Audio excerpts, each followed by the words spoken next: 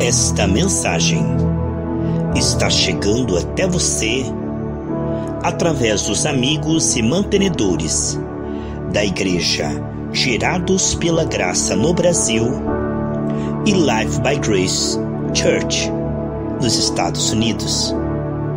Que a graça de Deus, a virtude, o Shalom do Senhor inunde o seu coração agora, em nome de Jesus.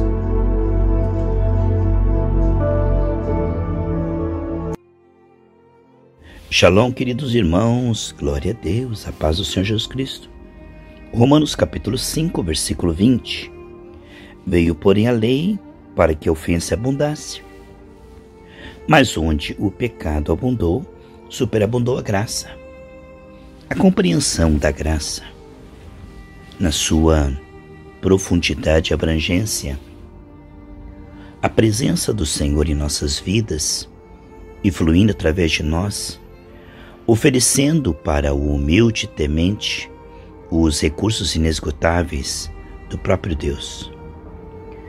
Aquilo que Ele é, aquilo que Ele sabe, aquilo que Ele tem, aquilo que Ele pode. Meditar na graça e esperar inteiramente na graça é uma humildade e também uma sabedoria. Porque desde que o homem caiu no Éden e se tornou escravo, ele se tornou limitado e incapacitado de vencer o pecado por si mesmo. Pobre de espírito é bem-aventurado porque descobriu que não pode lidar com isso sozinho. O homem separado de Deus, ele não deseja largar o pecado, e mesmo que o deseje, Romanos 8,7, ele não consegue fazer com que este pecado seja dominado por ele. Quando a Bíblia diz que pelo Espírito mortificar os obras do corpo, lá em Romanos 8,13, está falando que este socorro não é um apêndice, esse socorro não é uma opção. Não. O Espírito Santo nos foi dado porque a lei estava enferma pela carne. Jesus precisou morrer e nos limpar para que o Espírito Santo viesse nos ajudar, e sem a presença dele não é difícil, é impossível vencer o pecado. O Espírito Santo é um sine qua non, ou seja, sem ele não há nenhuma chance. O homem sem o Espírito Santo não consegue deixar de amar o pecado e também não consegue discernir o pecado, confessar o pecado, se arrepender do pecado e ir abandonando o pecado. É Ele que nos convence do pecado, da justiça e do juízo. João 16,8. Veja a importância do Espírito Santo, a importância do sangue de Jesus quando falhamos involuntariamente, e do trabalhar do Espírito Santo para que não venhamos a falhar nos mesmos pecados. Se eu saio na rua e tropeço num buraco ali na calçada, por distração, mas se todos os dias eu passar naquela mesma calçada e tropeçar naquele mesmo lugar, está havendo um problema grave ali, porque eu não estou aprendendo, estou com um problema mental, né? Portanto, o pecado cíclico significa teimosia, rebeldia, ou amar mais as trevas do que a luz. Por quê? Deveríamos estar pecando cada vez menos, porque estamos aprendendo com o Senhor, estamos orando e entregando, e é certo que, em cima dessa entrega, Ele está nos fortalecendo e nos ajudando.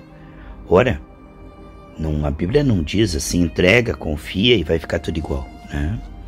Portanto, quando estamos realmente se humilhando de fato, veremos progresso em relação à renúncia do pecado, ao abandono do pecado.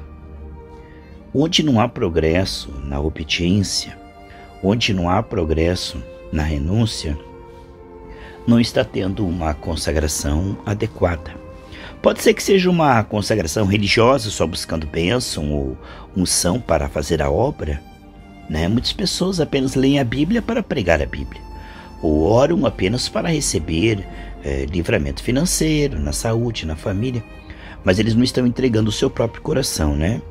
Diz a Bíblia em Provérbios 23, 26, dá-me, filho meu, teu coração. Então, quando nós compreendemos que essa intimidade com Deus, buscando a Deus pelo que Ele é e se entregando a Ele para ter um relacionamento mais profundo, é altamente perigoso para as trevas, porque é um evangelho escondido a 7 chaves. O diabo não se importa muito com a religião de Marta, porque isso não vai produzir no mundo espiritual impacto e não vai afetar o trabalho do diabo. Quando a pessoa está distraída com religião, o inimigo está tendo ainda, acesso a essa pessoa e ela está contaminada. Como o Senhor diz, tudo que oferece ali no altar é imundo. Agora, quando entra o temor do Senhor, que é o princípio da sabedoria, e começamos de fato a buscar a Deus, quando nós começamos a nos entregar ao Senhor e Ele encontra cada vez mais espaço, seja pela meditação na palavra, seja pela oração, seja através do corpo de Cristo, os dons, seja através do repartir o pão, o evangelismo, onde você aprende ajudando outras pessoas. Tudo isso é um laboratório, uma escola, onde o Senhor está aperfeiçoando os santos. A santificação dos salvos, como diz em Efésios 4, do 11 ao 13, que Deus deu uns para apóstolos, profetas, evangelistas, pastores e mestres, visando o aperfeiçoamento, até que todos cheguemos à maturidade e estatura de varão perfeito. Esse trabalhar via corpo, Colossenses 2,19, juntas e ligamentos, o crescimento concedido por Deus, não é desprezado pelos sábios. A igreja primitiva, lá em Atos 6,4, estava todos os dias partindo o pão, orando uns pelos outros ali, se encorajando às boas obras, pregando o evangelho, e expondo claramente a carne, os seus perigos, a importância da consagração. Glória a Deus. Então, este lembrar-se é muito útil, porque, diz Filipenses 3,1, não vos canso de dizer a mesma coisa, para vocês são útil. E essa repetição faz com que nós venhamos a voltar e voltar. É como se a carne nos distraísse e a pregação nos trouxesse de volta. Isto é maravilhoso porque, como o Senhor diz em Isaías 30:21, quando você se desviar para a esquerda ou para a direita, ouvirá atrás de ti uma voz dizendo: este é o caminho, andai nele. E Isaías 35:8 diz que é um caminho santo, o imundo não passará por ele. Essa porta estreita, onde o homem aceita como terra boa, viver na renúncia, na confissão, é uma coisa oferecida a todos, mas poucos valorizam isto. A pureza de coração, através da qual nós podemos nos achegar a Deus, e Ele tem espaço e liberdade para dar revelação, isso é uma vitamina para a fé. Os íntimos de Deus são os humildes. Os soberbos o conhecem de longe, só querem a bênção. Ou alguma coisa a gente não sabe. Mas quem quer o próprio Deus, isto é, extrema sabedoria. Veja bem, pessoal, quando o Espírito Santo vai habitar em nosso espírito e ele vai abrindo o caminho através da alma, temente, humilde, quebrantada, terra boa, e fluindo através do corpo, vemos aí um processo de perseverança, semeadura e colheita, terra boa. Quando o homem vai realmente meditando na palavra e prossegue essa obra sem interrompê-la, o que nós vemos é cada vez mais espaço e liberdade para Deus nos fortalecer para o bem. Então é como se Ele estivesse sarando agora a nossa alma, para que nós venhamos a ter lucidez, ânimo, constância. Quanto mais Deus trabalha na nossa alma, nos prepara para o próximo nível. É como se o ânimo que temos agora é o conjunto de tudo que Deus trabalhou na nossa vida até agora. E este ânimo nos faz nos entregar a Deus para novos níveis de liberdade. Então Deus trabalha, nós nos entregamos, Ele trabalha, Ele vai completando a obra que Ele começou. Portanto, esta entrega diária e renúncia é grande sabedoria. Aviva o Senhor a tua obra ao longo dos anos. Uma pessoa que humildemente está diante do Senhor dia após dia, com humildade, meditando na palavra genuína e não debaixo de culpa e condenação, mas desejoso sim, de níveis mais profundos de comunhão com Deus, será iluminada pelo Senhor para ver como o Senhor vê. Então o pecado se torna algo inimigo. O pecado se torna algo discernido e algo que a pessoa renuncia com alegria. Por quê? Porque essa renúncia a livrará de se contaminar e perder a revelação. Ela não quer isto. Filipenses 3, Paulo chamava de lixo tudo aquilo que impedia ele de chegar mais perto do Senhor, ficar mais parecido com o Senhor e liberar mais da sua vida, do seu poder. Então Paulo sabia o que ele queria. Hebreus 12, 2 diz, olhando firmemente para Jesus. Quando Paulo então descobre que nessa jornada ele estava ganhando algo ao se entregar, ele estava melhorando e ele estava ficando parecido com o Senhor, estava ficando mais forte e sábio para vencer aquilo que antes o vencia e o cegava. E em 2 Coríntios 4:4 e também Efésios 2:2 fala dessa cegueira, que o pecado produz, como Isaías 59, 1 e 2. Essa cegueira é perda porque você não está vendo e não está usufruindo. Como o Senhor disse em Nicodemos, você não pode ver se não nascer de novo. E o limite da vida nova que nós ganhamos tem a ver com isto. 2 Coríntios 3:18, conforme eu vejo, conforme eu contemplo, eu me torno. Então o desempenho vai sendo destravado pelo contemplar. E o contemplar tem a ver com o coração limpo. Bem-aventurados limpos de coração, porque verão a Deus. Portanto, vemos intimidade, evangelho genuíno, pureza de coração, continua vendo, continua crescendo, continua desbravando, continua produzindo mais fruto, continua alcançando eficácia, liberando unção e quebrando as obras do inimigo, mudando o visível numa nova dimensão, a nova criação profética. Então essa parceria com Deus, ela é em tudo proveitosa. E quando o homem encontrou um tesouro escondido no campo, foi e vendeu tudo que tinha para comprar aquele campo. Quando a pessoa realmente compreende a dinâmica da graça, que onde abundou o pecado, superabundou a graça, ele quer cooperar para que, de maneira sincera, o Senhor possa estar libertando ele. Conhecereis a verdade vos libertará. Essa libertação, ela é em tudo proveitosa para a pessoa que está sendo liberta e através dela para a sociedade. Porque aonde tem uma pessoa que está enxergando, que tem revelação, que tem dons, que tem caráter, Deus está fluindo e abençoando outras pessoas também.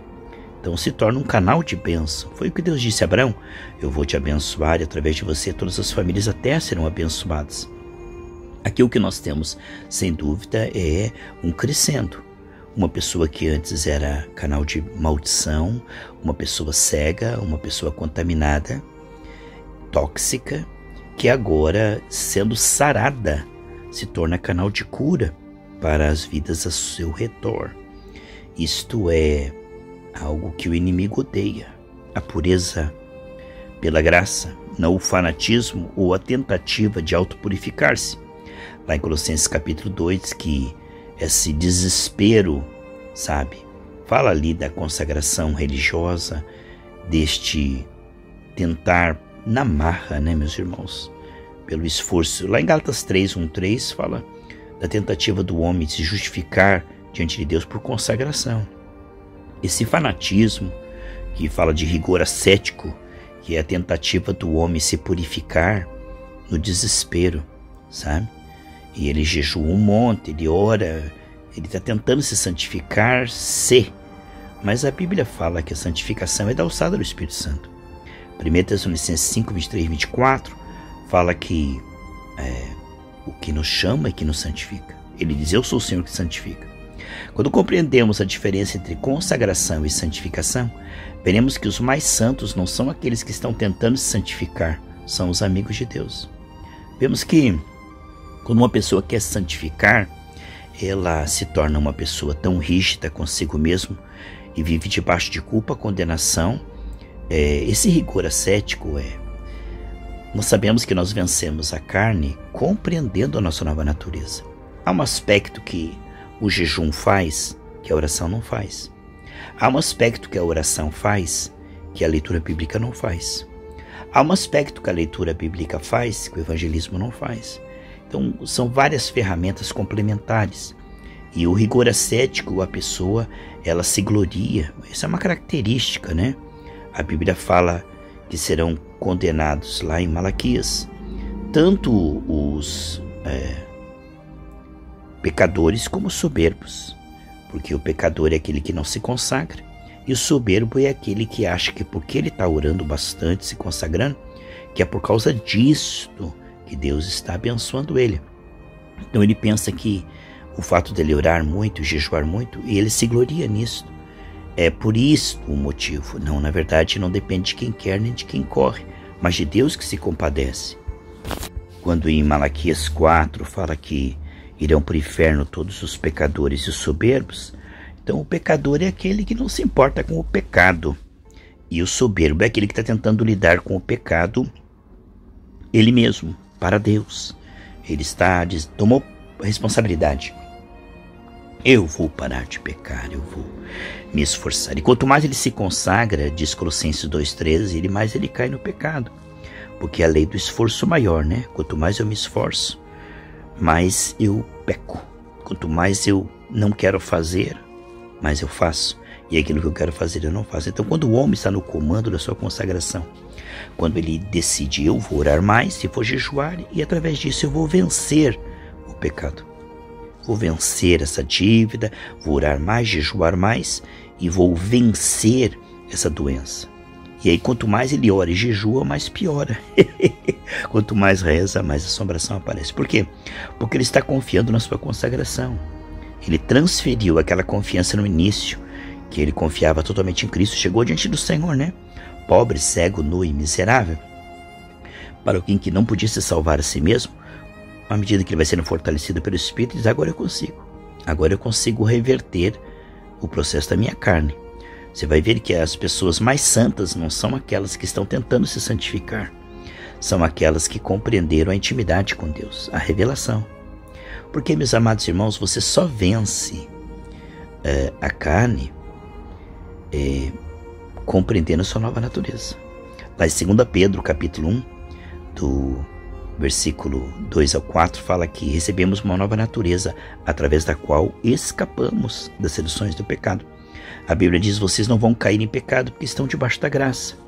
Portanto, não adianta você bater um machado cego na árvore. Se ele estiver cego, você vai ter que manter mais esforço.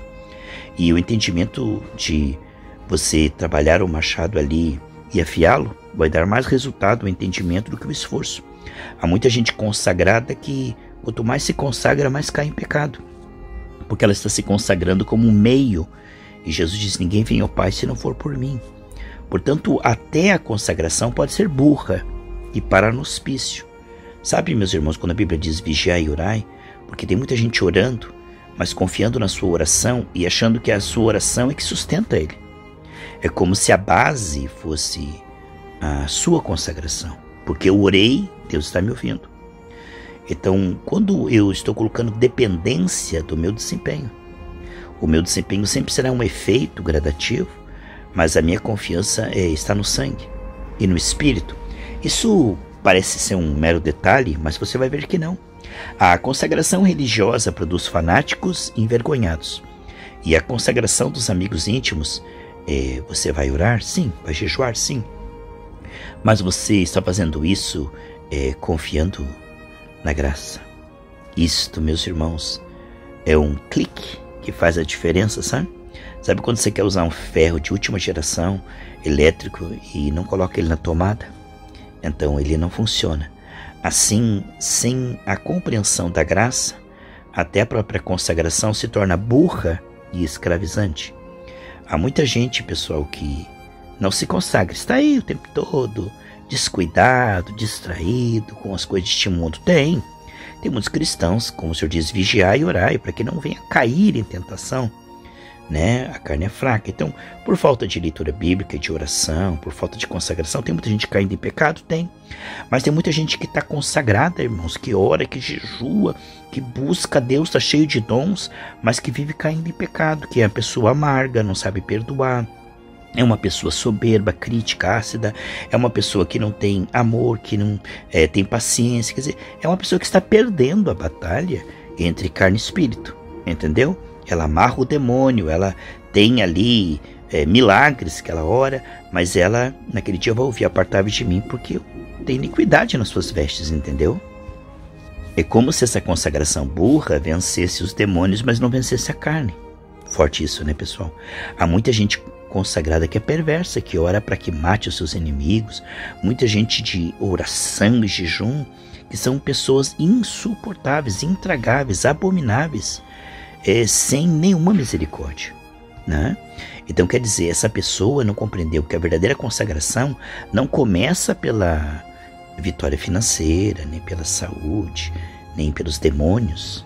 A verdadeira consagração, ela vai começar pelo coração. A mudança em relação ao tratamento com as pessoas à nossa volta, em relação à impureza sexual, pensamentos secretos, desejos impuros, é respeitar a santidade de Deus, sabe? Essa intimidade com Deus não é fazer coisas para Deus ou receber coisas de Deus, mas é ficar parecido com Deus, sabe? A religião se conforma em saber sobre e explicar sobre, mas a intimidade com Deus está em conhecê-lo pessoalmente, né? E ficar parecido com Ele.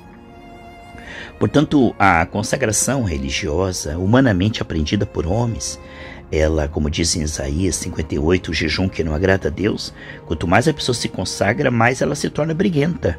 Quanto mais ela se consagra, mais ela se torna perversa. Está tendo um efeito contrário, está ficando cada vez mais parecida com o diabo, né? Cheia de poder e cheia de ódio.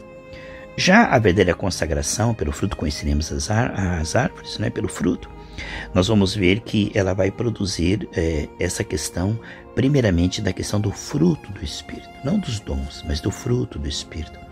A verdadeira consagração vai produzir pessoas, primeiramente, que não confiam na sua consagração, que não se gloriam na sua consagração. A Bíblia diz: quando você ofertar, não se glorie, nem toque trombeta, faça em secreto. Quando você jejuar, não se glorie, não apareça para os homens, e nem confie no seu jejum, né? Lembra daquele homem de Lucas lá, que dizia: eu jejuo, eu oro, eu dou oferta, e Deus não olhou para ele? Porque ele estava fazendo a coisa certa, mas estava confiando no que ele fazia. É um perigo muito grande, pessoal, confiar no que fazemos como base. Alguém pedir explicação: por que teu ministério é um sucesso? Aí você diz: é porque eu oro, porque eu jejuo, que você está colocando como base. E a Bíblia diz que ninguém pode colocar outro fundamento senão que é Cristo. Então, quando nós compreendemos que quem nos justifica diante de Deus do começo ao fim é o sangue de Jesus, e quem nos fortalece e nos ensina é o Espírito Santo, então nós nos gloriamos na graça, nós nos gloriamos no Senhor, não em nós mesmos. Então, quando a consagração ela é sábia e verdadeira, ela vai produzir humildade e temor, para que nós venhamos realmente, neste trabalhar, as peneiras de Deus vão nos purificando. Vamos ver que haverá purificação. Então, o efeito da verdadeira consagração é o fruto do Espírito. Agora, a falsa consagração poderá até produzir poder, dons, poderá até produzir vitórias exteriores, como eu orei, Deus me deu vitória nas finanças, na família, me deu vitória aí, me deu um livramento, na saúde. Sim, mas você não vai ver que essa pessoa está mais apegada ao Senhor, mais parecida com o Senhor, mais zelosa em relação à pureza sexual, amar mais a palavra, ao Senhor, as pessoas mais preciosas, né? Mais cuidado e tato para lidar com as pessoas, porque a alma delas é preciosa, Jesus morreu para salvá-las. Então, essa questão sabe, meus irmãos, esse tato, fino trato, essa questão de sensibilidade espiritual, um coração ensinável, humilde, temente, vamos ver que a pessoa que está numa verdadeira consagração, ela não está apenas recebendo, ela está ficando parecida. Isto é um detalhe. Você pode ver que há pessoas tão consagradas que elas não se parecem com Jesus. Jesus não gritava em praça pública. Jesus é manso e humilde. Então, quando vemos pessoas que, iradas, gritalhonas, gostam de ofender e humilhar os outros, e cheios do poder de Deus, né, meus irmãos? E gostam de fazer espetáculos no microfone, gostam de se aparecer perante o povo de Deus. Quer dizer, isso não se parece com Jesus Cristo nem um pouco. Então há certos pregadores que eles não se parecem nem um pouco com Jesus Cristo. E então o primeiro ponto é o caráter, meus irmãos. Você pode ver que há 3 áreas que nós precisamos de restauração desde a queda, né? A alma tem 3 partes, né? Mente, emoção e vontade. Pensamentos, sentimentos e desejos. Então, em 3 áreas que nós precisamos crescer mentalmente o conhecimento das Escrituras, para não sermos hereges, nem sermos engambelados pelo diabo e os falsos profetas. Então, o conhecimento, o poder, a unção para fazer as mesmas obras, e o amor, o caráter. Então, sentimentos, pensamentos e desejos, né? Que transformam em atitude. Então, o poder, o amor e a sabedoria. Todas essas 3 áreas nós precisamos crescer, não pode ser deficiente em nenhuma delas. Não adianta só ser amoroso e não conhecer as Escrituras. Não adianta ser amoroso, conhecer a Escritura, mas não ter a liberação do poder para expulsar os demônios, curar os enfermos e ver pessoas batizadas com o Espírito Santo. Então nós precisamos de mais semelhança e domínio, crescimento integral em tudo, resgatar a nossa alma, ter poder, muita unção na nossa voz cada vez mais, muito conhecimento das Escrituras, pregar a palavra de Deus com acuricidade e caráter, né? O amor, a mansidão, o domínio próprio, isso é muito importante. Dos 3, o mais importante é o amor, entendeu? O falso profeta vai enganar o anticristo pelos sinais. Então hoje, se uma igreja tiver sinais, o pastor estiver flutuando, o pastor estiver fazendo aparecer membros do corpo da pessoa aleijada, pronto, Deus está aqui. Então, os sinais é o ponto forte, está errado. Se os sinais é o ponto forte de um pregador, se ele só prega poder, curas e milagres, ele não está muito bem, não. Ele está indo bem, mas não excelente, sabe, pessoal? O pior inimigo do excelente é o bom, né? Porque Jesus nunca enfatizou o poder, ele sempre enfatizou caráter, comunhão, arrependimento, temor, certo, pessoal? Então, uma árvore é conhecida pelo fruto, não pelo poder. Então, não vamos desmerecer o poder de maneira alguma. O que eu quero dizer para você é que pessoas que têm muita unção naquele dia vão ouvir do Senhor que eu não te conheço, expulsar demônios, curar enfermos. Então, isso é uma coisa boa, mas não é o essencial, tá? Não é a prioridade. Eu amo os sinais, não abro mão dos sinais, dos milagres. A igreja do Senhor é uma igreja cheia de poder e milagre. No entanto, uma igreja não será conhecida pelo poder. Também a igreja não será conhecida porque prega bem as Escrituras. Eu creio que isso é uma coisa muito importante. Os crentes de Bereia, como o pastor Cláudio falou, eles eram zelosos para que tenhamos uma doutrina pura. Hoje em dia, muitas heresias. Então, uma igreja que tem uma doutrina pura, ela está indo bem, mas não está excelente. A igreja que tem uma doutrina pura, o pregador prega uma doutrina pura, e você vai na outra, tem sinais, poder, milagres e coisa extraordinária. Quem está indo lá está prosperando, está sarando. Mas o que é essencial? Que as pessoas estejam orando, se arrependendo, se convertendo e ficando parecidos com Jesus. Então, 90% do avivamento é oração, 10% é pregação e prática, entendeu? Então nós vamos ver que Jesus ouviu dos discípulos: Senhor, ensina-nos a orar. A oração é mais importante do que a leitura bíblica, porque se eu ler a Bíblia na carne eu não vou entender. Então a minha oração é o respaldo para me ler a Bíblia. Nada é mais importante que o seu quarto de oração. Nada é mais importante que a sua intimidade com Deus. Nada, absolutamente nada. Não estou aqui desmerecendo a leitura bíblica. Não estou aqui desmerecendo os sinais e nem o conhecimento teológico. O que eu estou falando é que tudo isso não vale nada sem uma intimidade com Deus, onde você ora, não pedindo bênção, respostas para isso, para aquilo. Você ora a questão do seu coração, arrependimento, comunhão com Deus, entrega do coração para a transformação do coração. O evangelho pode ter tudo. Se não tiver isso aqui, não tem nada, entendeu? Naquele dia o Senhor não conhecerá. Portanto, buscar a Deus pelo que Ele é, amar ao Senhor, ter comunhão com o Senhor. Portanto, ter intimidade com Deus é mais importante do que trabalhar para Ele, como Marta, com o coração estragado. É mais importante do que o conhecimento que os fariseus tinham das Escrituras. Agora, vamos para a perfeição, né? Que bom ter caráter, conhecimento bíblico e poder, como a igreja primitiva. Crescer nesses 3 pontos. Eu creio numa igreja assim, que tenha uma pregação bíblica verdadeira, cheia de poder, unção, milagres, arrependimento, uma manifestação de poder e também pessoas que estão com as vestes limpas, preparados para o arrebatamento. Então, crescendo em tudo, no cabeça, Cristo.